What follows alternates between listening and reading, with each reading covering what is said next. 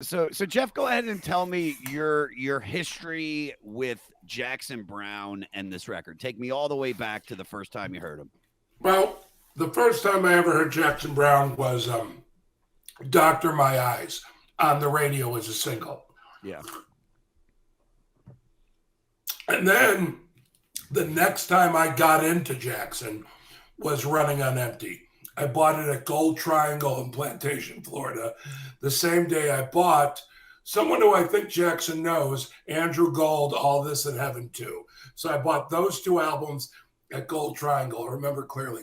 And Running on Empty was, I mean, I loved it. I listened to it over and over and over. Yeah. Then I did the Jackson dig.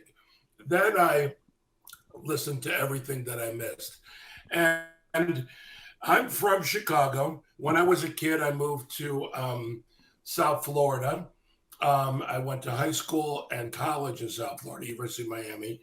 But my dream was always to move to LA. And my favorite music, I had two types of music that were my favorite, still are with others. But at that time, it was 70s R&B, some late 60s, but mostly 70s R&B, and California rock. Nice. California rock. And to me, the quintessential California rock album is Late for the Sky. The album cover makes you think of, oh, that must be what California's like. You know, that must be what it is. And the album completely, it blew. Look, everyone says it, but really Jackson all the way through Running on Empty, and even, by the way, Holdout's one of my favorite albums too. Everything is great. I love The Pretender, but this album, Late for the Sky, is something that cuts deep. And by the way, nobody was doing really what Jackson was doing, getting that deep into topics that, looking into himself and looking at the world, what the world's becoming. That's something that Jackson's always done, but this album marked a whole new level for him. No, you know what's funny that you're saying that? Well, two things I want to mention is that I just love that getting into your car in the 70s, you're either listening to Jackson Browne or like Always and Forever. No, I wasn't listening to, Always and Forever, yeah, Heat Wave. No, I was more into Trouble Man by Marvin Gaye. Yeah, like I'm more of the soundtrack to Superfly type. Yeah, dude. That doesn't mean I don't dig Heat Wave. It's a great they song. have some great songs. Yeah. But my stuff was the deeper stuff, and that's the same with rock and roll. Deeper, Jackson Browne. You want to go deeper, Jackson Browne, and that was my dream to come here. And I got to tell you,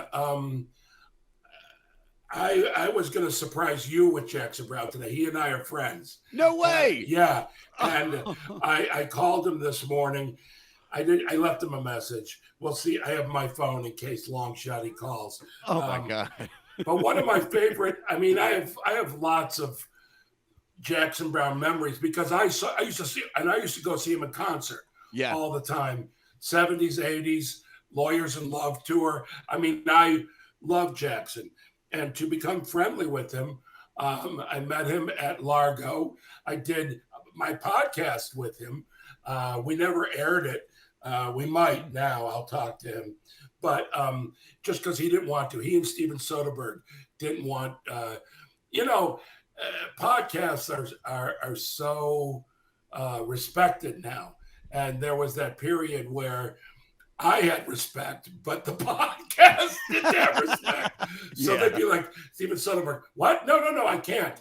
I know too many people with podcasts and they'll all want me on. So no, whatever. I didn't air it, but maybe How does it, let me ask you this. How does that blow your mind to know that when you were, you're listening to his records and then one day you're friends with this guy? Yes. And I can call him for coffee. That's insane. It's insane. Yeah. But here's the one, and I have a lot of those where they're like, "Wow, Jackson Browne. This one was my favorite. And this has happened only one time like this, but he has come to see me perform numerous times. Yeah. And I'm on stage in the little room at the Improv, the Lab Theater, and doing my set. At a certain point, I look over at the bar and I go, Jackson, hey, Jeff, what are you doing here? I wanted to come see you. I saw that you were playing here. I wanted to come see you. And half the audience, because, it's years later, half the audience was like, wow. And the other half, who's Jackson Browne? And for that matter, they probably until that evening were, who's Jeff Garlin? It's not, we live in such Jackson Browne knew what it was like to be a star. I have no idea. I have no idea what it was. I just lost my friend George Siegel this past week. We saw that, yeah. And we were doing some promotion thing for Sony. And I remember standing with him, and it was like all these different, not booths, but things set up, and different buyers, international buyers to buy shows, and advertisers are walking around. And I turned to George, and everyone's there who has a Sony show, Breaking Bad, all of them. And I turned to George and I go, no one here will ever be as big a star as you were, ever. Because, prior to, let's say, the 90s, but really now more than anything, it's so small who watches the Goldbergs. Even Curb, which has a loyal, strong following, it doesn't have a giant, big following. People thought that, what the hell's the name of that show? The Sword and Sorcery show, HBO. I watched it. Game of Thrones. Game of Thrones, yeah. When you look at the numbers, it's really not that many people who watch that show. Yet the media would have you think everybody's watching. No. Sure. So nobody knows who the fuck I am. Why are you even having me on your show? I don't even know. And we're discussing we're one of the people that watch Curb, dude. We're one of the diehard, because that's what you got, man. It's like the people that love Curb and love Game of Thrones and love Jackson Browne. It's like there's and I know Jackson Browne. Diehards. Jackson Browne loves Curb. I know that. How could you not? Which it's just so funny because meeting Jackson is the exact opposite of Larry David. He very much is. He's such a reserved, thoughtful. Yeah. But Larry David is so kind. That's what people don't know. I met him at his office. I was walking in for an audition in Santa Monica, and I'm like, got my notes in my hand. No, not for your show. It was for something else, but there was like a casting office in that same area. And as I'm walking in, Larry's like walking next to me. I don't say anything to him, but I drop my sides on the ground, and he actually picks them up and hands me. I go, thanks, man. He's like, got an audition? I was like, yeah. And he's like, well, good luck. I'm like, I don't think I'm gonna get it. He goes, yeah, you should go in with that attitude. That's perfect. And he walked in. He's the best. Well, so let me tell you this, because this is our third record on the 500 list with Jackson Browne. We've done For Every Man. We did with Judd Apatow. We did The Pretender with Bob Saget. And now this one with you. Mm-hmm. And in my opinion, out of the three records we've done, this is the best one out of the three. Without a doubt. Both For Every Man and The Pretender have things that matter to me a lot, all of it. Yeah. But this album is, I think, Jackson Browne's high point. His high point. This is something that touched me and moved me. I love every song on the record, and it's like, this is the one, to be honest with everybody, this is the one that made me a Jackson Browne fan. Like, from this point on, now I'm like, oh, now I get it. Now I see why he's got so many albums on the list. I see why people talk about him.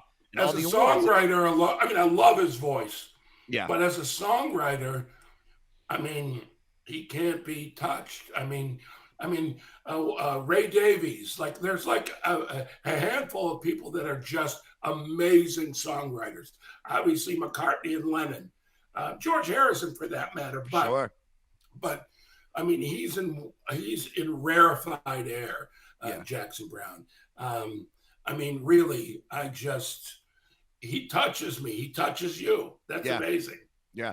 All right. So before we get into the intro, Jeff, so here's what we're going to do for the rest of it, because I just wanted to get started with the podcast, and our editor is going to cut this little section that I'm talking right now out. Mhm. So Morty's going to do the intro. He's going to kind of give us like a little update of what's going on to get us to this record, and he's going to talk about this record. And then we're going to go track by track for the most part. We got some facts, we got some song meaning, shit like that. At any time when we're reading any of this stuff, if you got something to say, dive right in. Okay. All right, perfect. All By right. the way, just to let you know, I'm texting with Jordan Zevon. He says hi. He says how considerate you always were. We go back to childhood. So Wow. he's just asking me. He's making Warren Zevon shirts, and so he was just asking me about buttons. And I go, hey, I got Jeff. We have Jeff Garlin on right now. He's like, oh my God, tell him I said hi. We love him on the for Judd's things.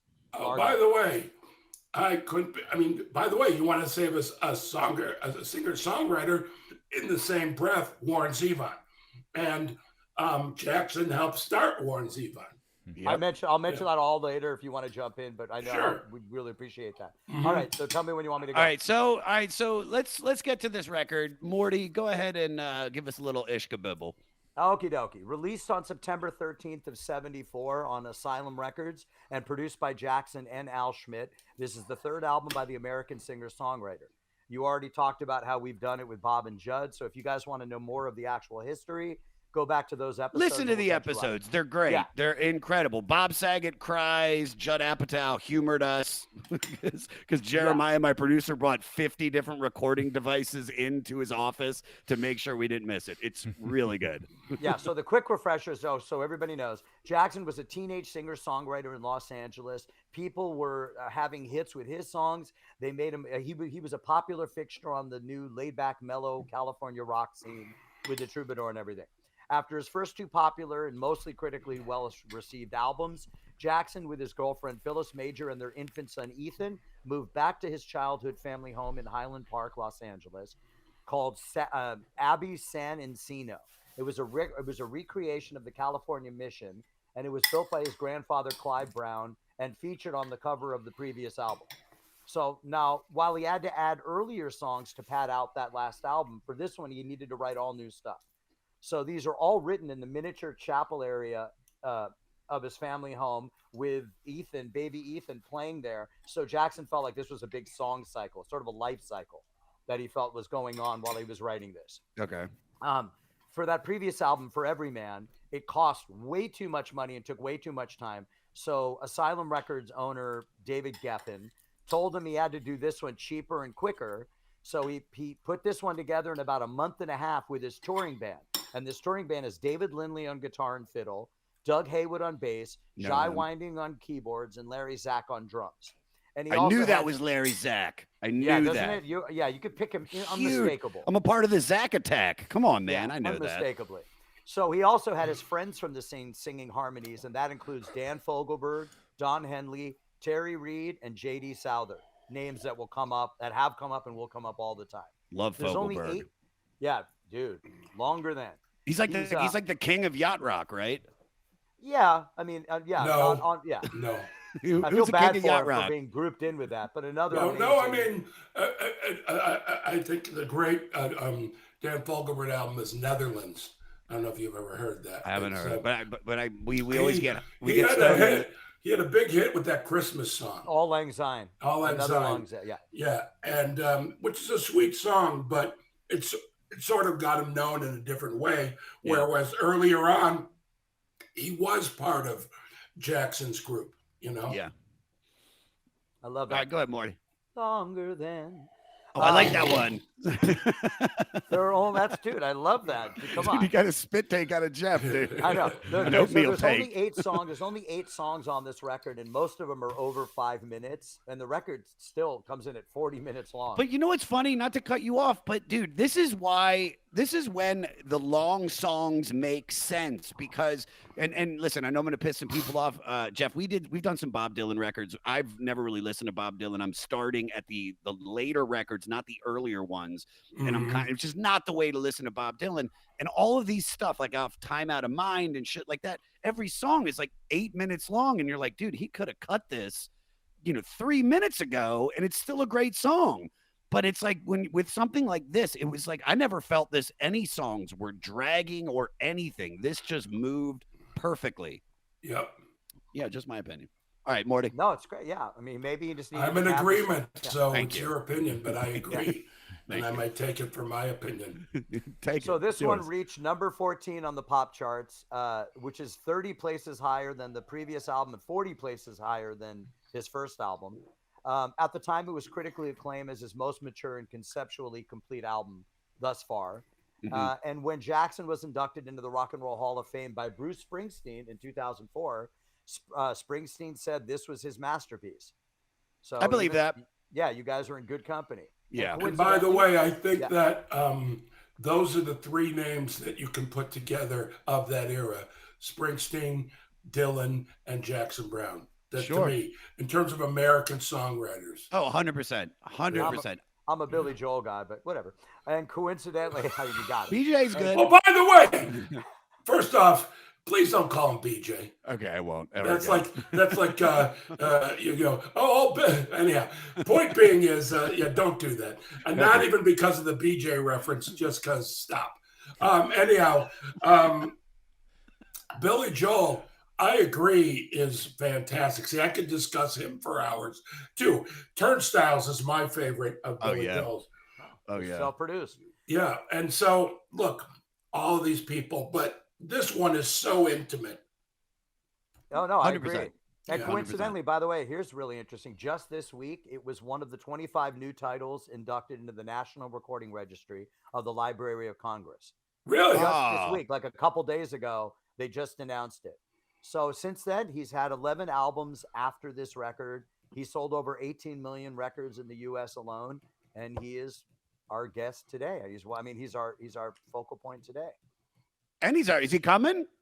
Wait, is this like a surprise, Jeff? And Did he's you in get the him? trunk. Might be. Oh my I'll God. answer the phone. He's- Oh, my I just want him reader's to- off. I just want him to come out behind you eating a bowl of cereal, just Yeah, like you. And he's like, "These yeah. are great Here he is cornflakes in you his- got here." Oh, you're doing the podcast? Let me In dive a in. satin bathrobe. All right, let's dive into this record because it really is perfect, and I kind of want to try to talk about every song if we can. All right, so it opens with "Late for the Sky," and Morty found this quote, and I really like it. Someone once told me that when going through a breakup, don't try to figure it out, and I don't think there's ever been a statement about a breakup more than that. I mean, you want to know what you did, but at the most part, sometimes things just end when they're supposed to end. All right, Josh, you're younger than me, I Yeah, believe. I am. Yeah. I love you matter-of-factly went there. No, you're younger than me. And what you learn as you get older, that don't try and figure any of it out. Yeah. Just do.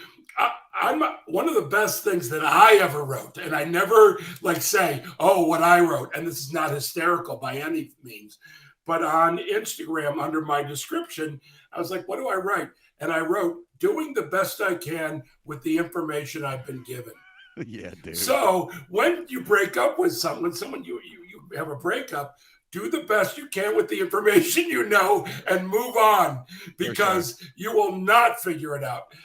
There's no way to figure it out. And that is, whoever said that is completely right. Well, here's the thing. Jackson doesn't seem to heed that advice. So about this title song, Jackson said, it's about a moment when you realize that something has changed, it's over, and you're late for wherever you're going to be next. He also said, I had this one phrase, "late for the sky," and I wrote that whole song in order to say that one phrase at the end of it. Well, by the way, he does that in conversation. He has one phrase, and then he won't say anything else until he has something to support that one phrase. Do you have an experience with that where he's just... I'm making a joke. Okay. It's like a punchline that you have. You're ready to go, and then No, it just popped in my head. All right. What I love about this song is, I mean, there's so much to love. I love the pre-choruses in this song, and every song has a beautiful pre-chorus, and this one it does not disappoint. JT, play about 4 minutes in, bud. Awake again, I can't pretend, and I know I'm alone and close to the end. I mean, this is just of the fantastic, man. feeling we've known. All right, kill it. Do you have any thoughts on this song, Jeff? Like, how does it make you feel? Melancholy, Yeah. very melancholy. It doesn't remind me of a breakup. It's a melancholy moment in life for me. That song, Yeah. you know. Uh, I mean, t- he said. By the way, right there, what you played at the end when he said that he's feeling a feeling that's going to be gone, and that is that I've been there. Oh boy, yeah. Do you have any like ridiculous things you did during a breakup? Well, first off, I didn't have a lot of girlfriends. I had a few before I got married. Then when I got divorced, I didn't have girlfriends, but I had a lot of I don't know how even to say this. Let's just say there was a lot of activity in my Sure. home, Nice one. but on the other side there was a few unrequited loves, and it's not as much breakups that send me spiraling. It's which they do. Don't get me wrong, but all the unrequited loves too, and really. Um, if I could say something to myself, dude, shut the fuck up. Dude, you're a dude. Yeah. I don't ever use the word dude, and I would call myself dude because I think dude is the precursor to idiot. It's like, Sure. I can see that. dude, what the fuck are you doing? Dude, dude is like disgust almost, like what the fuck? So I constantly made an ass of myself. Yeah. That would be the name of my album, Ass of Myself. And it'd be a song cycle where people would go, the same thing happens in every song. And I go, I know. I'm an idiot. Yeah, I know. He makes an ass of himself, but there's a lot of activity going on. A lot of There's activity. a lot of activity. I fucking love that, dude. Well, that's the only way. I don't know. Look, Susie Essman, who plays my wife on the Goldberg, said to me, you need to sow your oats. You've never sowed your oats. Right. You got to sow your oats. I completely agree. Morty, do you have any other little Absolutely. stuff about this? Yeah, let's talk about an unrequited love getting out of control. You'll remember this from '76 from Martin Scorsese's Taxi Driver.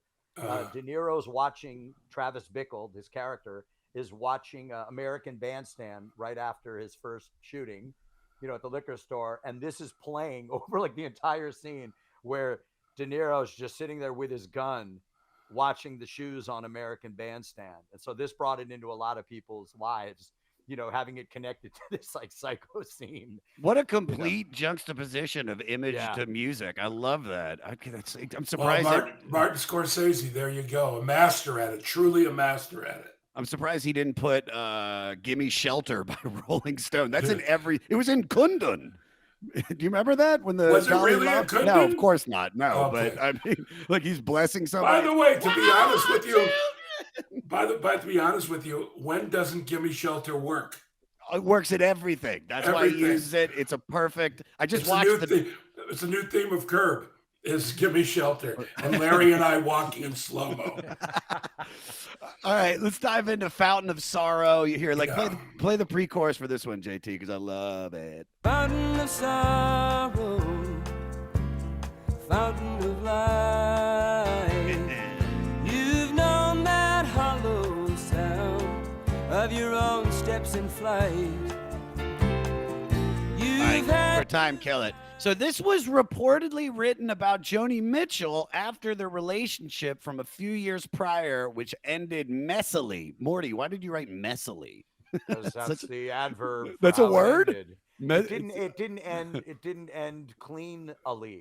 Cleanly. All right, I'll take By that. the way, does any relationship that's worth its weight end clean? No, they really I mean, don't. you hear these like I'm very close with my ex-wife. Yeah. But getting there was painful.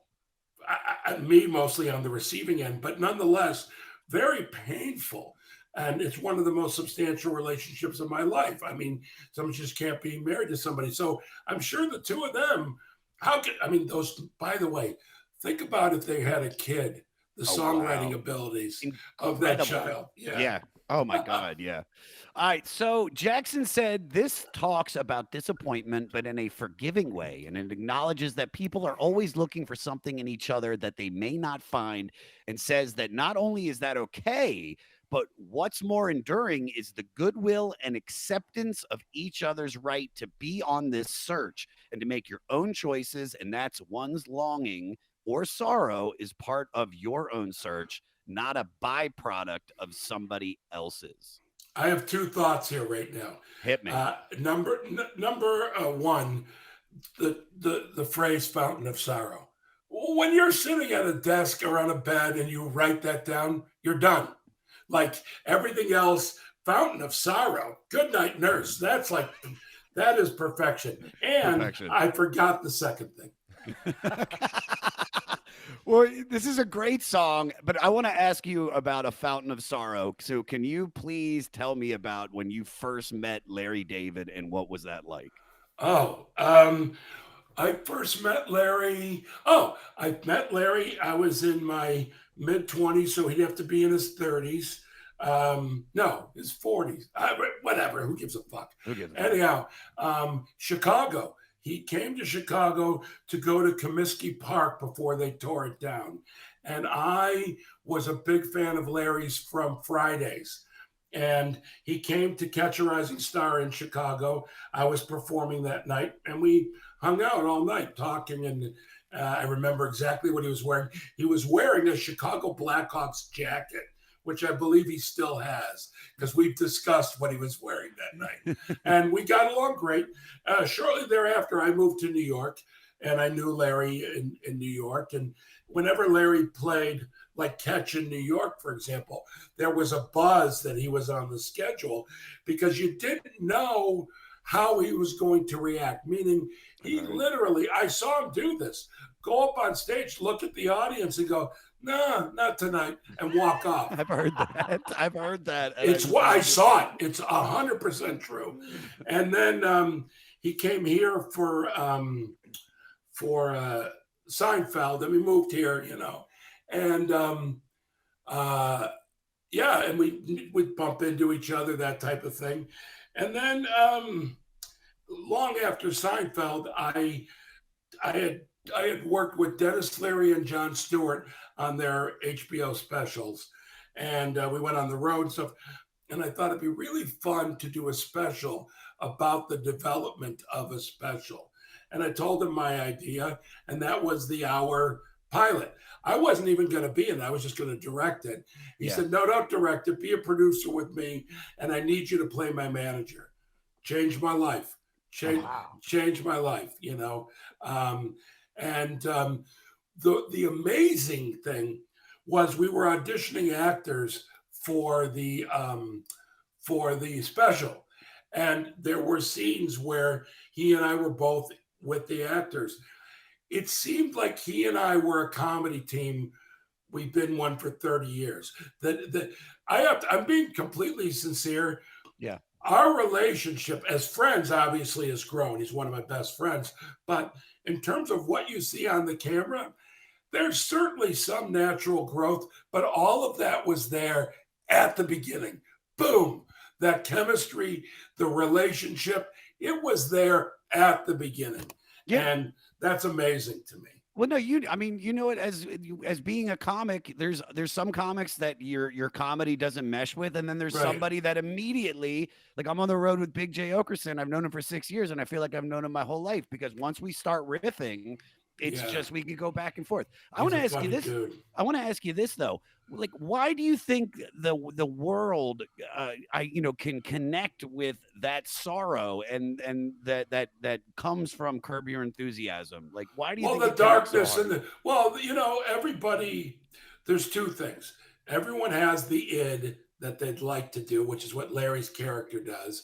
That's the exaggeration that nobody knows is exaggerated, is a lot of times he follows his id. And all he wants to do is get through the day with dignity, to have a level of dignity. And it fails him, and I fail him as his best friend and manager. It's just, he wants to get through so people watch this. And I think that a big reason, this is the first time I'm not even exaggerating. I've never analyzed it. I don't like to, because it takes away too much for me. Sure.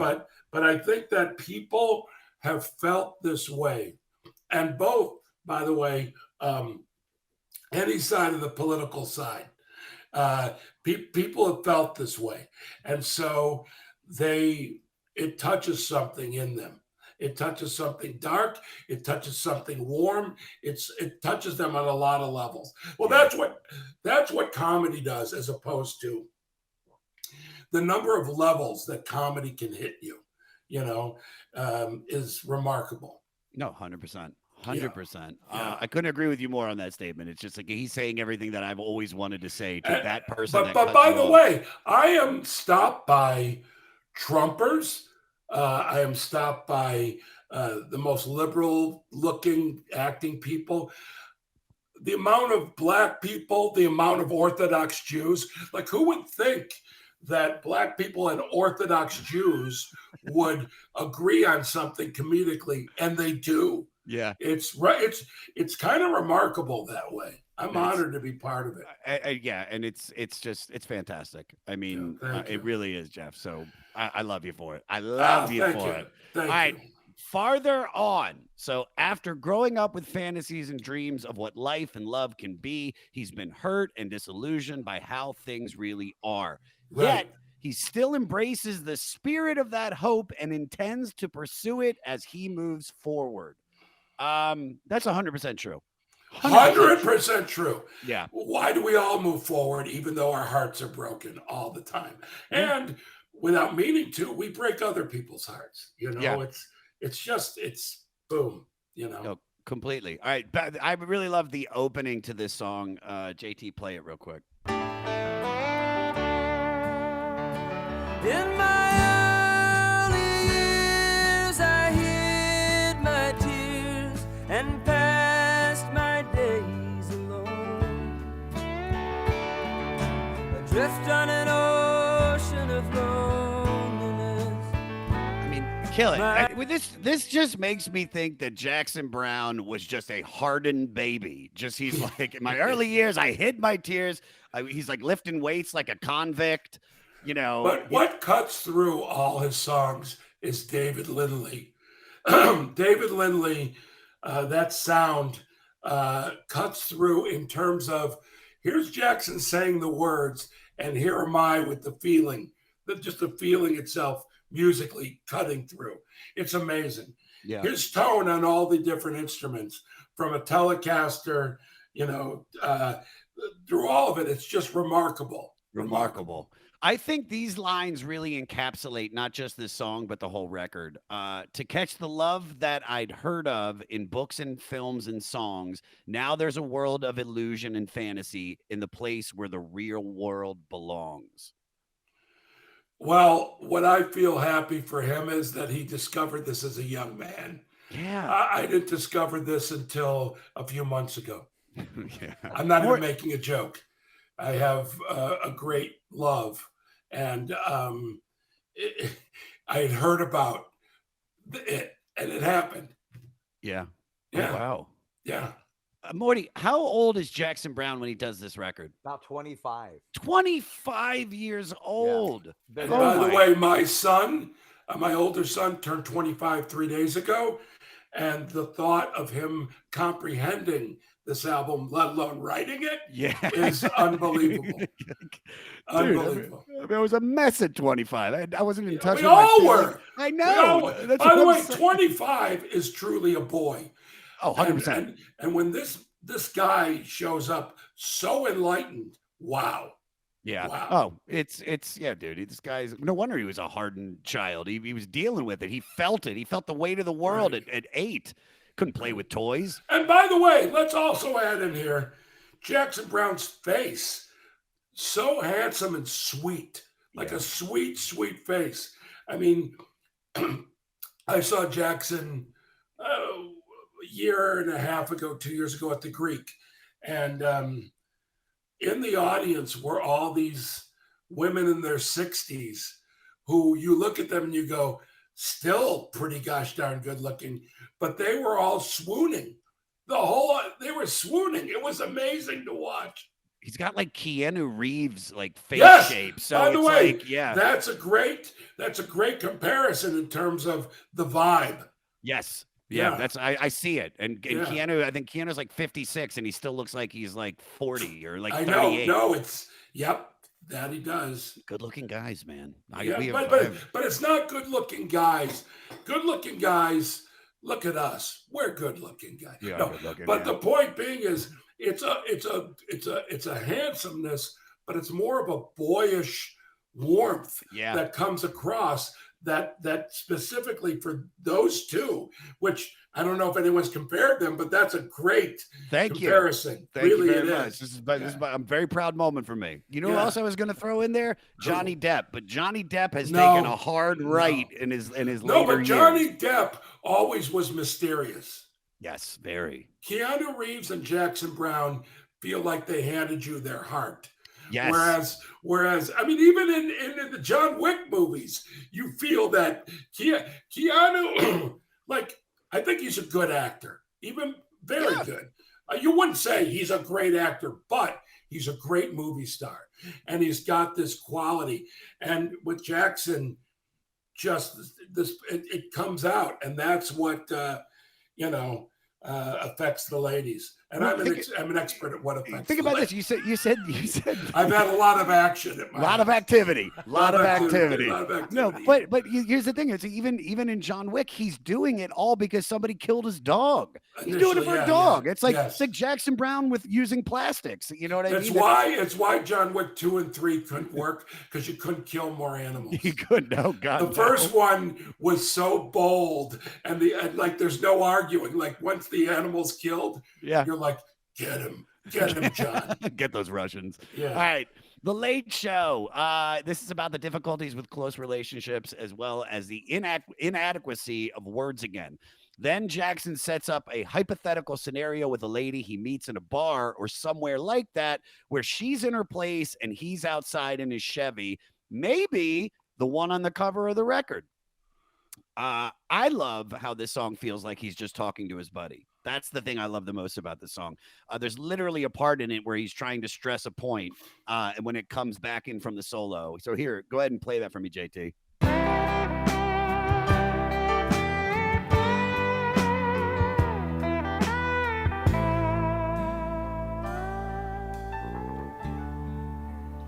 Here it is. It's like you're standing in the window of a house nobody Wait, cut it. Wait. Didn't he say look? Hold on. Did I miss that? Pause it for a second. Did you get the right part? Because it's like he says look in it. Well, no, he says look. Hold on. Let me just double check it. Sorry about this, Jeff. Hold on. God, David Lindley is so good. 327. Hold on.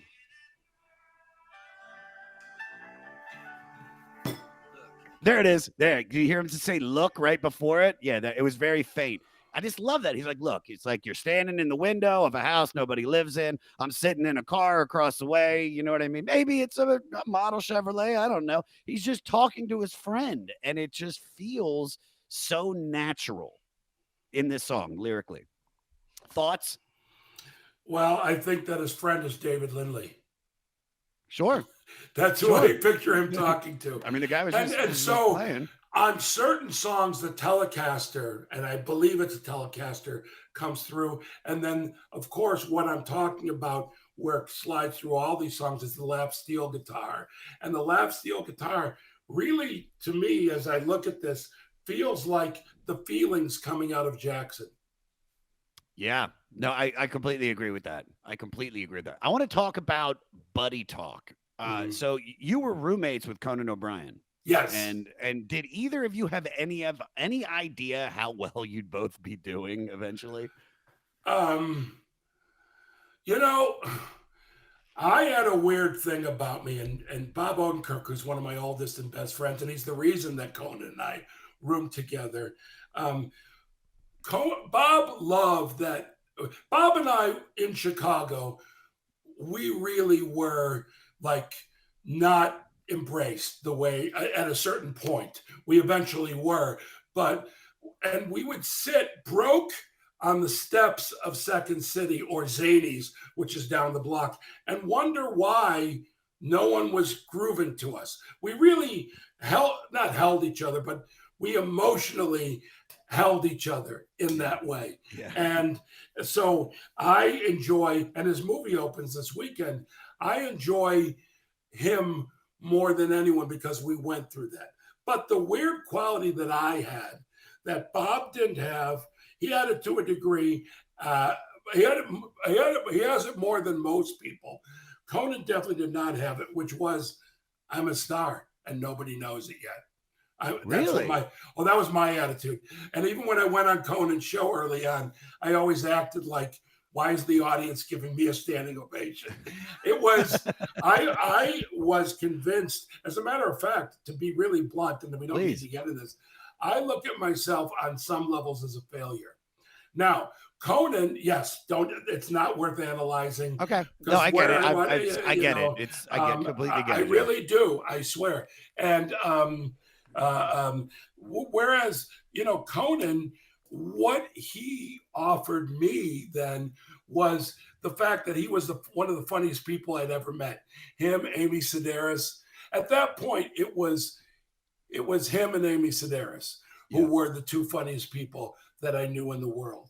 So I just thought, how can Conan not be super successful because he's funny at a level that I've not seen? Now, in his own mind, I don't think he thought I'm going to be a talk show host or a performer, even though in our apartment, we did a fake talk show.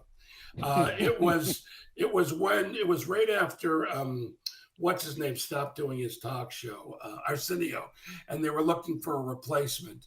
Or was it Joan Rivers? I don't remember. Point being is, he would play George Takei, and I would play as the host. It was called Wild Blue Yonder. And this is long before Conan was ever a talk show host. And he would the show was called Wild Blue Yonder. And he had two guests every episode.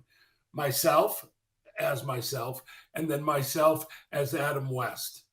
And that was the show. And we did it in our living room. And I'm talking about every day. And the day Conan moved out as George Takei, he shot himself in the head. Because I, as Jeff Garlin, would mock he and Adam West for not making residuals. I would always and so he killed himself. So for me, Conan didn't walk around. Look, I was the only one that was arrogant like that. It was really true. And by the way, if you weren't funny, get the fuck away from me. 100%. That's my attitude back then. Now I can be nice to anyone. But back then, if you were taking up room in comedy and you weren't funny, get the fuck out. Yeah, I still believe that. Yeah. Well, yeah, there is a love. Well, funny people always know that because funny people know funny people. 100%. And then these other people you go. And by the way, there's also this premise that I love that I came into the past year and I heard it about Bill Parcells was talking about a football player. And he said, he just loves playing football. He doesn't give a shit about what football brings to him. Yeah. See, that's the thing. Do you want to do comedy or do you want to be a comedian? Yes. I want to do comedy. And by the way, if you really do comedy, you're a comedian. But we both know people that are at the Comedy Store, at wherever, where it's all about being the jokes. It's the jokes. It's about there's the other people that are doing it just to get the other shit that's going to come from it. That's what I'm saying. And I mean, I mean, you don't go up at the Comedy Store unless you love comedy or you want to get the attention. It's like it's either or. Dude, and I have no time for those people. COVID, I completely agree with you. COVID, in my opinion, has been the best thing ever for real comedians because it shows you, like, I'm performing on the side of a creek on museum steps. I'm not getting paid. I just want to be funny. That's all I want to do. And I love it more than I loved it when I first started doing it. For many years now, everybody loves a good creek show. Side of a creek. Nothing Where better. the fuck are you performing? I mean, on the it's side not of a really. creek? It's this. I mean, you're doing But it that's around such like a MacArthur funny. Park. That's a funny image to perform at the side of a creek, and a dead body floats through, and Like and frogs jumping. and your Netflix special turns into one of their true crime specials right in the middle of it. I just loved what I really just got such a kick out of is hearing you just talk about the people that you were starting with: Bob Odenkirk, Amy, Conan. I mean, Yeah, it's Amy just- and I, it's genius. Yeah. But it was like we gravitated to each other because we loved each other and we loved what each other we all were doing. Yeah. You know, that's why it wasn't like, oh, that person's going to make it. And, you know, Jon Stewart and I were friends long before either of us anything, you know, and I thought this guy's great and funny but you know, I was the only one really walking around. Maybe Dennis Leary to some degree, but I was pretty much the only asshole walking around going, "I'm going to be huge. I'm gonna be huge. Yeah, Huge. yeah. You hear But, me? but by the way, my number one thing was to be great. I had to be great, and I thought that being huge or whatever would come with that. Yeah, Yeah. dude, I love it. I'm eye to eye with you. Morty, you got anything about this? Yeah, this is one of the most popular songs to Bruce Springsteen, clearly, because the car door slamming at the end of this was something that he mentioned in the induction of Jackson at the Rock and Roll Hall of Fame in 2004. Wait, If doesn't you he listen sing right to that? the end of the song? Doesn't he sing that in Thunder Road? That's how it opens. No, it Car says door it's car door. slams. Yeah, well, the screen door slams, but yeah, it's Same similar. fucking thing, dude. I know, No, I it's know, not. Screen. You cannot drive a screen door. You can Yeah. drive it when the car door opens. Well, who are you, Josh? I don't know. Who are you? I wanted that reaction. That's what I needed. That All was, right. come on, man. It's about the joke, brother. It's about the joke. By the way, I want to apologize to your listeners. I know I'm a big yeller. I know it, and I'm Take sorry. it, dude. I love it. sorry. All right. Don't want to skirt over this one because it's the first upbeat song of the record. The Road in the Sky. Great Little Rocker uses the title as metaphors for the conflict between concrete reality and idealistic fantasy. And it's like all good driving songs and on the road books and movies. Jackson once again chooses to drive his Chevy off into the distance toward a brighter tomorrow, even if it's in his imagination. Yeah, let's listen to a piece of it. Go ahead, JT, play it. I'm just rolling away from yesterday behind the wheel of a stolen Chevrolet. Gonna get a little higher, see if I can hotwire reality. All right, kill it. So I like this because it breaks up the sorrow. It breaks up the heaviness of the record, and now we're like, okay, he's feeling some other stuff too. Well, by the way, what's great about this song, like songs like this so often are filler and it feels filler. Mm-hmm. The reason this doesn't feel filler, besides the great lyrics, is the fact that you can hear them really enjoying themselves playing this song. Yeah. They're having Yeah. a great time. Really and it great comes through in the song, which is so beautiful. Yeah. Morty, is there anything you want to add real Well, quick? yeah, there's also, like you were saying about this song, it could just blow right by you. But when you know the whole album, there's a mention of the biblical flood that happens later on the album. So it really, and the Chevrolet. So even in this one song, he goes back to starting to mention the Chevrolet again, which is on the cover of the album. And he mentions this biblical flood that we hear in a few more songs. So it really connects both sides of the record together, which I think is really That is so funny because I did not even get anything. I mean, not saying I didn't get anything about the biblical flood, but it's just like that's some heavy shit in such an upbeat song. Do you know what I mean? It's like that's why he's great. He hit it in there. Yeah. I think it's about driving. All right, I want to get to this one. This is the one I want to get to. For a Dancer. Yeah. So I already knew about this one because when we did the Bob Saget, the Pretender episode, he brought this up. We played it, and I listened to it, and I was like, "Wow, this is really good." But really being able to dig into it now, I think this song is some of the greatest music I've heard since we started doing this podcast.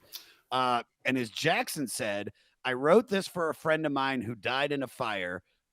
Which actually is kind of makes the opening line a little, So here, JT, play the opening line. Keep a fire burning in your eye and pay attention to the open sky. You never know what will be coming down.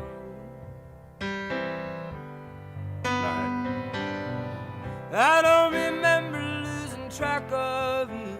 Kill it, bud. Yeah, just a little keep a fire burning in your eye. I mean, the guy died in a fire, for Christ's sake. I mean, right or wrong? Am I wrong? Josh, you're never wrong. It's your podcast. Thank you very much. Dude, and that's the attitude you need to keep. It's, you said, even though you're completely wrong, you're never wrong. I'm never wrong. The thing about this song for me is I heard this song on the radio a lot, even though it wasn't a hit. When I was younger, my family moved from Chicago to South Florida. There was a channel that was great for a number of years called Love 94, and it was strictly mellow rock. And they played Racing in the Street by Springsteen a lot, and they played this song a lot. And then eventually they got into, lame, mellow music, soft, gentle, but the real mellow rock, which I love deeply, this song I heard over and over and over again. And, I love lyrics. And I love listening to lyrics, but I also, this song, just as a feeling, I was getting, when you started playing it, I was just, all right. I saw you. Yeah. No, it just takes you there. It's just, it's like it's like a good bowl of soup. It's just like, oh my God, it just feels comforting. Yeah. And you just feel like you're in good hands, and you trust that Jackson, not just musically, but lyrically, is going to take you on a beautiful ride, just where you like a bowl of soup. Like a bowl of soup. Good chicken soup. By the way, I have two soup stories quickly. Hit me. One is Dan Castellaneta and I were at a diner many years before any of us were remotely successful. Dan Castellaneta, Homer Simpson. Oh, yeah. And Richard Kind is sitting on the opposite side of the booth in a diner in the Hotel Lincoln on Lincoln and Wells Street called Jeff's Laughin'. That was the name of it, Jeff's Laughin'. And Richard was eating soup. And Dan and I just got caught up in watching Richard eat soup. It was just like, I'd never seen, I was just like, this is amazing. And then Dan would look at each other, and Richard didn't even notice that we're just watching him eat soup. Other soup story where we're editing the first hour special of Curb, and we're coming up with names, and my name was based on that I gave. My contribution is based on something that Larry said. We were ordering food for lunch, and myself and the editor ordered soup. And we said, Larry, you want soup? He goes, no, soup's too distracting. I said, what do you mean? And he talked about it hitting your chin and the whole thing. And so when we wanted for a name for the show, I said soup is distracting before he said Curb Your Enthusiasm. Oh, God, just how that would have changed everything. Soup is distracting. Soup is distracting. Did you guys hear there's a new season of Soup is Distracting? Oh, I love it. Oh, by the way, that would have brought me so much joy. I think this is the most beautiful song on the record. I agree with you. If I wanted to show how powerful Jackson Browne's music was to somebody that didn't know about it, I would give them this. It's a sad song. So he explained this. It's a sad song, but at the same time, it feels good to sort through that reality and touch base with it, and then go on. And I couldn't agree more. Morty, do you have anything? Yeah. This was played at John Belushi's funeral in 1982. And Jackson actually performed this at Phil Hartman's memorial service in 1998. So, yeah. And I forgot to add this line, Morty. I'm sorry, I didn't mean to drop this, but he said this is as much a rumination of the end of one specific life as it is about the inevitable end of all individual lives, as portrayed in the line, in the end, there is one dance you'll do alone. I mean, that's some heavy shit, dude. And by the way, one of the things about Belushi that I don't know if you guys know, there was a short film that he made on SNL that was really, every time I watch it, it gives me chills. It's basically Belushi being the last living, he's in a cemetery, the last living member of the Not Ready for Primetime Players. And of course, he was the first one to go. But at the end, he said, well, I outlived them all because I'm a dancer. And he danced around the graves. That's why the connection to Four Dancing. Wow. That's incredible. All right, Walking Slow. So this is the first single. It's another bit of a rocker that really helps break up the heaviness at the end of the record. And so we know Jackson moved his family back to his family home before writing these songs. So this sounds inspired by walking around the old neighborhood. Yet, even on that leisurely stroll, he's still pondering all the big questions in life. Thoughts on this? What do you think about this song? Can we play it? Yeah. All right, play it, JT. And everywhere I look, I see another person I'll never know. I got a thing or two to say before I walk on by. I'm feeling good today, but if I die a little farther along. Wait, kill it for a second. I forgot. This has an instrument in it that I just can't put my finger on. Play it again from the top at 22 sequence. Cuica. Wait, play. And everywhere All right, I stop look, it. I What is that? It's called a guica. A queef? What? A guica. It's it looks like you've seen, it's like a fish. A lot of times they make them in the wood shape of a fish, and they've got little slats on the top, and they take a little stick and it goes. It's like if you do it with a radiator or something. Oh, okay. Larry Zach, by the way, who you're Yeah, a big exactly. fan of, that's who would have played this. And by the way, I've always been a member of the Zach Street Team. I get out there, I put up signs everywhere just promoting him. Oh, wow. All right, well, let's talk about Going Home. Because I know you have some serious let me take it again. I know you have some serious hometown. Why is this hard for me to say? I know you have some. Let me take it again. I'm not laughing. I know you have some serious hometown pride for Chicago. So what are a few Jeff Garlin approved things that everyone needs to do when they visit Chicago? Oh boy. Well, just getting back to the song for 1 second. No, please. What I find fascinating about the song is he's going through the old neighborhood and seeing people he has no idea who they are. Yeah. That I think is, and then so just thinking about things. And by the way, poor Jackson, always thinking about death. Yeah, dude. He's got the weight of the world. All right, on him. now Chicago, really, to me, Chicago is about walking. You walk down Michigan Avenue. I say take a walk all the way down Michigan Avenue to the Bean and Millennium Park, and then go to the art museum. Like those types of things you can get a great appreciation. There's a million great pizza places, deep dish, a million great hot dogs, Wrigley Field. There's so many haunted, cool places. Yeah. The lake is fantastic. But everything to me is about going for a delightful walk. I love that. I love that. Do you connect with all the other diehard Chicago Cubs celebrities like Bill Murray and Eddie Vedder and well, you named two. Well, Eddie I've never met. Bill Murray I met. We've never fretted about the Cubs together. He's an acquaintance.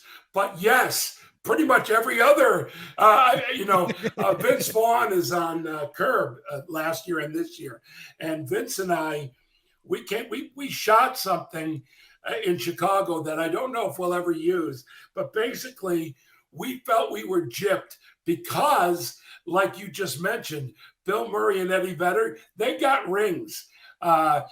Vince and I felt like, no, we should have gotten rings too. 100%. And so we went back and we did like with Tom Borello. The three of us went there. He's been on the show. He's a buddy. Yeah. And so we went back. We filmed this whole thing at opening day, I think 3 years ago or two years ago. And part of it on the field, we're being interviewed by a television station, and the owner, Tom Ricketts, walks up And Vince lost his shit because I immediately went into him as to why we didn't get rings. He goes, "You didn't help back. We're on a TV show, and you're nailing him." But it was that. So, yeah, by the way, there are a great group of us that, yes, talk about the Cubs. Yeah, I mean, yeah, name a Cub fan outside of Eddie Vedder. Eddie Vedder is the most made fun of Cub fan. Is now, he? Why? I understand that he's a lovely guy. I've never heard a bad word ever said about Eddie Vedder. I have never met him, but I feel like if I was on a Jeopardy episode that was all about the Cubs, I would basically, he'd have 0 at the end or negative. That he's not. He doesn't know. He doesn't know like you know. He doesn't know like the rest of us know. Sure. He does love them. I'm not saying he doesn't, but I just feel like he doesn't know. He doesn't know. He doesn't even know the pain, I can imagine. Yeah. I can imagine. When they won the World Series, I cheered for them. I was just because I was crying like a baby. Oh. My dad had just died, and he didn't live to see it in his lifetime, and it was so moving. I could have gone to Cleveland, but even the Cubs in the World Series, I don't want. Although I'm going in the fall to perform, but in general, I avoid Cleveland. I'm in Ohio right now as we speak. Are you really? Yeah, I'm in Liberty, some fucking place. I have no idea. We're doing what are we doing? The Funny Bone. So that's why it's this beautiful hotel room. Can't you tell? I have a great view of a shitty mini mall. I just thought that you just didn't have the budget to up your apartment. By the way, I have to say I was wrong. It's a guiro. Like this whole thing, my whole time, the instrument is called a guiro. Yeah, nobody would have known the difference. No, but I. Oh no, the Aguido family is very serious about it. They are.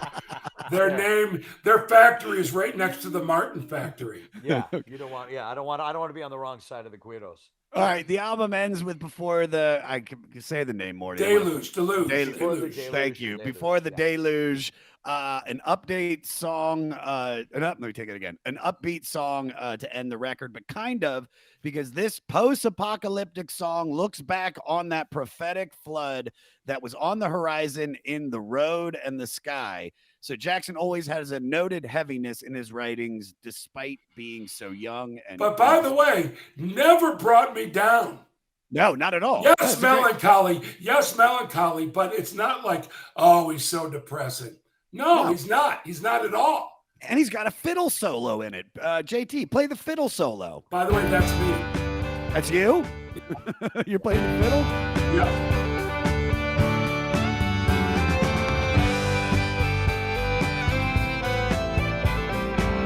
All right, kill it. By the way, you don't hear a lot of fiddle solos in post-apocalyptic songs. No. But that was me. I played the fiddle. He brought me in for one day. I was dressed like Abe Lincoln, and I went in and I played the fiddle. And I said, "You want a little post-apocalyptic twist?" He said, "Nope. We're going to go with the deluge, and you just play what you feel." That's what I felt. Keep it upbeat, even though it's taking place during the Road Warrior. Who gives a shit? Let's keep it upbeat. Great way to end the record. I think this album is perfect. Let's get out of here. Morty, hit us with the first fact. All right. The inspiration for the album's cover that reminds Jeff of Los Angeles, it actually comes from the painting. You'll make fun of me for this, but it's L'Empire des Lumières by the Belgian painter René Magritte. It was created by photographer Bob Seidemann after Jackson showed him the painting and asked for something like it. And in fact, on the back cover of it, the credit says cover concept Jackson Browne. If it's all Reet with Magritte. That's beautiful. Reet with Magritte. Yeah. That's like a fucking bumper sticker. By the way, I'm Reet with Magritte. Magritte, if any of your listeners are not familiar with him, he's something to dig, man. He is so. His work is just was beautiful. Is beautiful. Really? Still. Yeah. Magritte. Yeah, I actually a number of years ago, LACMA had a whole Magritte show, and it was very moving. Yeah. He's the surrealist. You've seen him. It's like they'll recognize his work, and they'll recognize things that have been influenced by Magritte. But truly wonderful. Oh, that's incredible. All right, Morty, you got another one about the cover? Yeah. So on the back cover of it, near the credits, so basically it says lyrics available upon request from Warner Brothers, and it gives the address. So what happened is David Geffen, Jackson went to David Geffen and went, okay, so we're going to put the lyrics on the record, right? And Geffen goes, no. And he goes, yeah, but my fans want the lyrics, and everything. He goes, they can write to the publisher. So obviously the publisher's not going to pay to send the lyrics to everybody that write in and say, please send me the lyrics to the Jackson Browne record.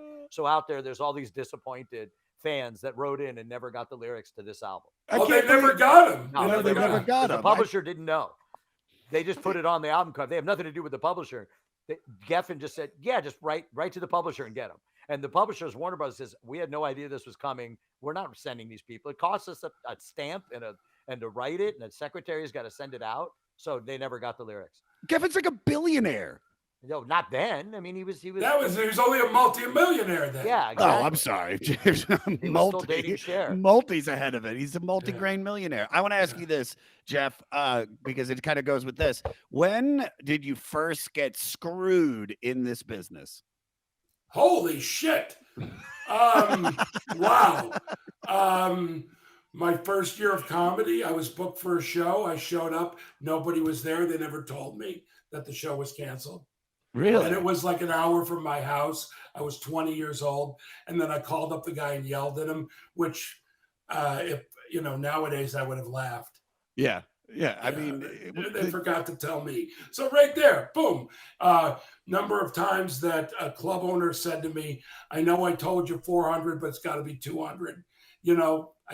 Many times. I mean, you just get screwed. But I got to tell you, comedy, movies, television, the music business has us beat by a country mile. Oh, more people get screwed in music than any other aspect of show business. Music. Everyone. By the way, when I think of all those R&B artists that I dig, or eventually I got into the blues and jazz. So my things are blues and jazz, classic rock, and 70s R&B. And I got to tell you, all those blues guys, hey, Chuck Berry demanded to get paid in cash before he would go on stage. A lot of those guys did. Yeah. Because they knew they were going to get fucked if not. Yeah, we just did TLC. You remember that R&B group from like the 90s? Yeah. Biggest album, one of the biggest albums of the 90s.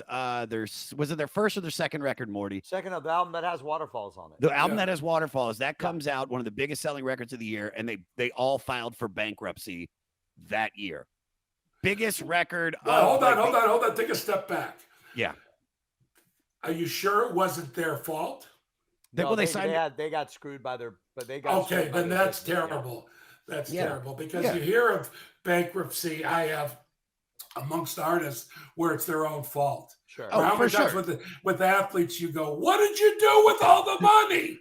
100%. No, they got paid $50,000 after it was all said and done for that record. And those people that own the label and all that, they're just wow. And by the way, it's worse now.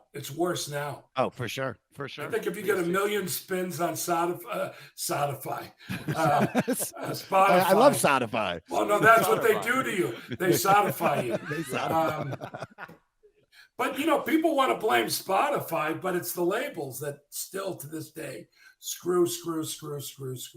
Completely. We got to take the power back. Yeah. Wow. Self-release, produce your own shit, go direct to consumer. That's the one good thing about the technology now, even with podcasting. It's like you start a Patreon and you fucking, like we were with Spotify. Spotify didn't really do shit. And so we got the show back, and now it's like we can go direct to the consumer. And it's even better that way. That's the only positive about the new way of show business. Yeah. The fact that none of us are big.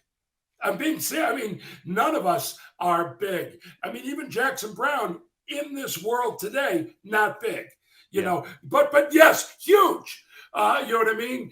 But it's like it's so divided and so small that you can really go find your own audience. 100%. It's the power is in the artist's hands. They just have to utilize the technology and utilize even though I hate social media, you got a way to connect with people. But it goes back to what we were saying earlier, which is you got to do it because you love it, because Yes. it's not the same kind of rewards unless you're Selena Gomez.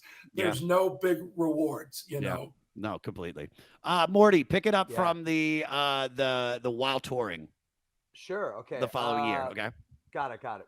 While touring the following years, though, he championed one of his good friends who was a struggling singer-songwriter by playing several of his songs and even spelling his last name out to the audience by saying it's spelled Zevon. So he got David Geffen to sign him, and he started Warren Zevon's career and produced his first 2 albums, which has Werewolves of London, Lawyers, Guns, and Money, Accidentally Like a Martyr. I need to listen to Desperados Under the Eaves. yeah. I mean, Well, Desperados Under the Eaves is perfect in the way a Jackson Browne song is perfect. Yeah. But uniquely Warren Zevon. That's as beautiful a song as you can ever come up with. Because I think you mentioned earlier. So you do something with Warren Zevon, or not with Warren Zevon because he passed away. But no, didn't you say you guys do a show together? Like, no. Judd does a lot of stuff with the Warren Zevon family. But no, I just support. That's all. By buying the albums, buying the reissues, and going to the shows and donating and all that shit. So so who was your champion then? Who was your Jackson Browne? Oh.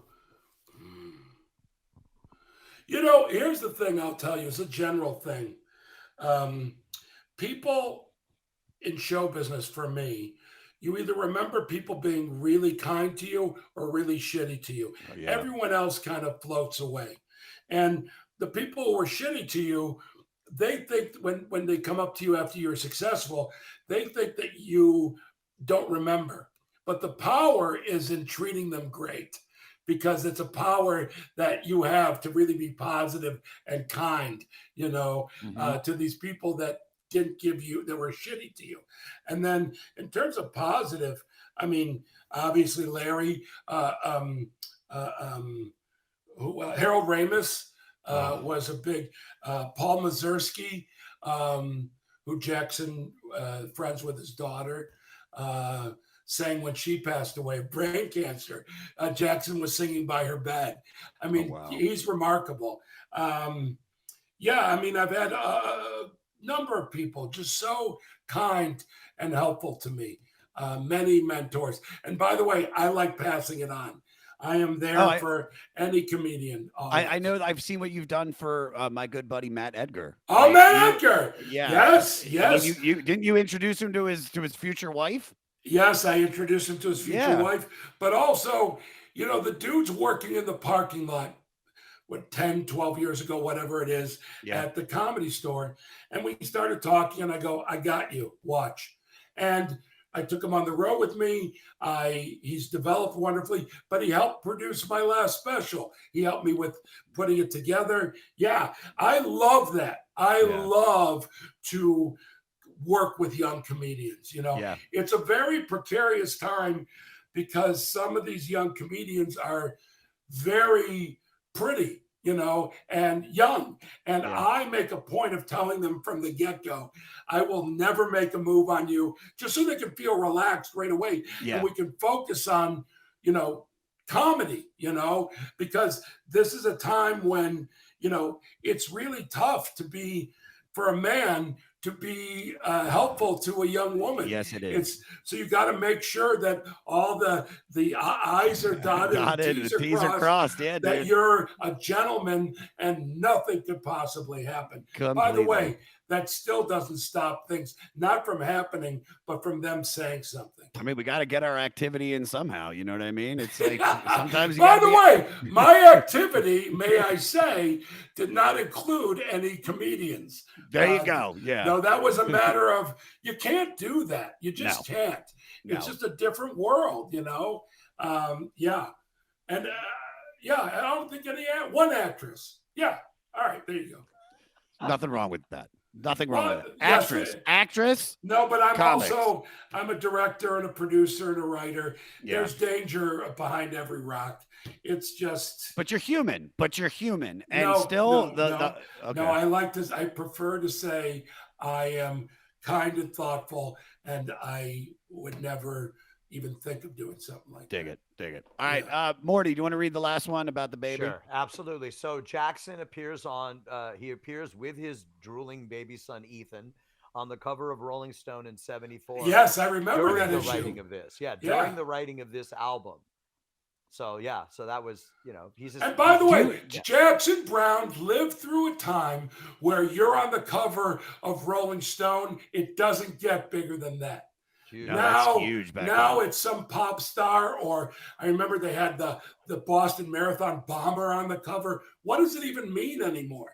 This is why, but Jackson Browne with his son, and his son to have that, not memory because it was so little, He was a but baby, still, but still, how cool for him to have that framed in his house. And that's me with Dad. That's me, drooling. All right, so I want to ask you, when was your "I think I've made it" moment? When Harold Ramis asked me for a favor. Wow.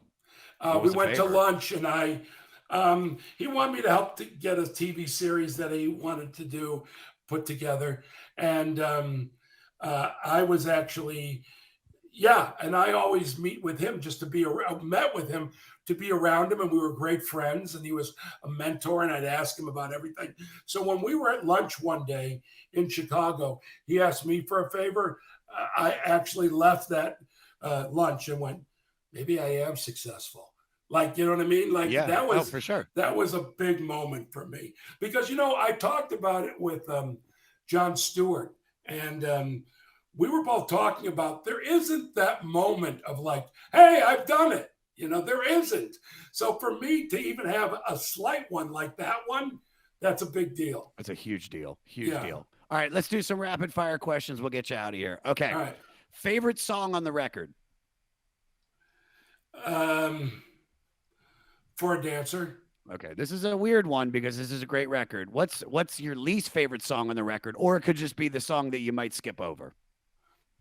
I don't have an answer. Don't have one. Okay. What song would you have activity to off this record?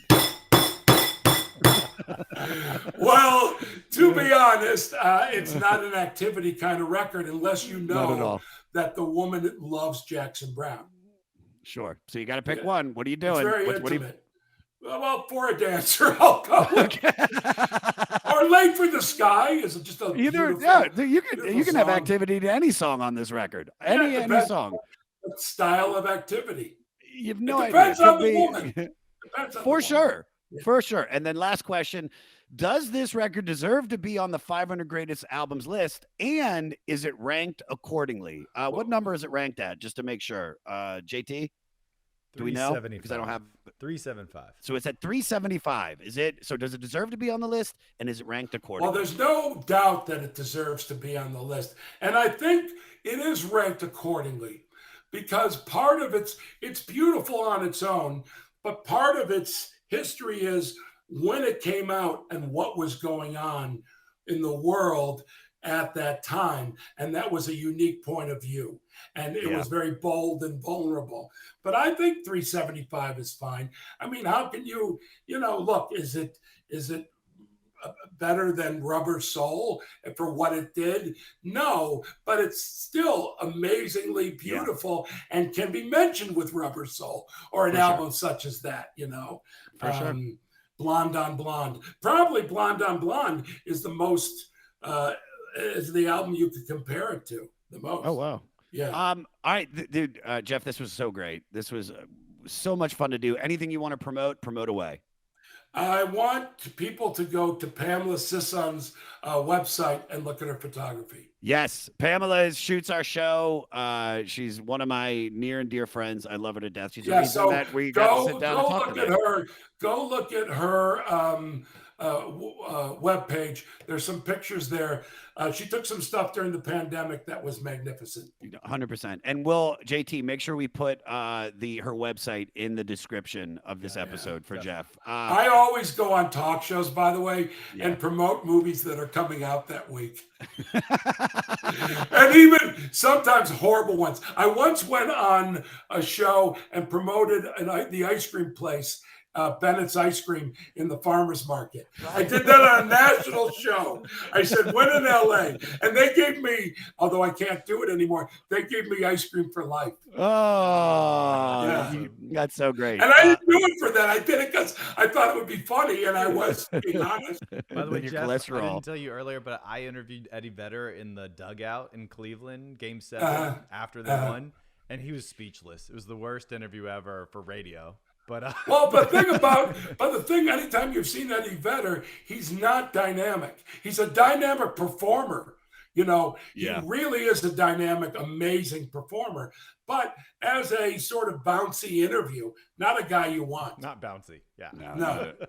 I met him at Bonnaroo, and I was wearing a John Wall jersey, and we talked about basketball, and that was how I got him to talk. It was everything. But I've I'm only also heard the nicest things about him. super nice guy. He is a Holocaust denier, so that's a little weird. But Wouldn't that be funny if a guy came out, he goes, look, I really love everybody, but let's get over this Holocaust thing. it's come Not, on, it this- never happened. It's bullshit. It's bullshit. All the Bullshit, museums fake. Bullshit. Yeah. That's what life's about. Morty, promote away, buddy. Yeah, man. If you want to find me on Twitter, DJ Morty Coyle. Now I'm on Clubhouse. I've seen Jeff tooling around there with our. I do tool around. I pop up every once in a while. I just go. I go. That can't be really Jeff. He's only got like 50 followers. Like nobody knows he's on. Yeah. But yeah, you'll find me on there on all the social media. Follow B and Daddy Cartoons on Instagram if you want to see me and my kids singing all the time. And let's give a shout out to Eric Taylor Pritt, one of our Fleece Army guys, who is very vocal on Twitter and always says how he loved each episode. Hope you love this one just as much, dude. We So, love you, Eric. Yeah. Last week, Morty gave a shout out to one of our hottest fans. I think it was a little, yeah, but I just want to, they deserve the Bennett's. They Who is, do. who is the hot fan? Blake Blake Bardot. Bardot. She is Blake gorgeous. Bardot? She's a cam model who's on here, but she's not the first person I gave it to. I just wanted to make sure that everybody that really backs us up. All right, well, helps let us out. me pull up my Instagram. Yeah, look her up right now. Yeah, she's Let's get a little Blake Bardot. Get a little action. Blake Bardot. I'm an old man, but by the way, sometimes I go on, I see like pretty girls on there, and the minute I click to their page, I'm like, too young, and that'll happen to all of you. Trust me, it will happen. It's It already happening has. I'm not Yeah. that much younger. I'm not that much older than Because it's really true where I go, oh, clearly a pretty girl, but no, thank you. Tell your dad I said hi. JT, promote away, bud. JT_podcast exec and at NC Podcasts. All right, this is great, Jeff. Thank you so much, brother. My pleasure. Truly my pleasure.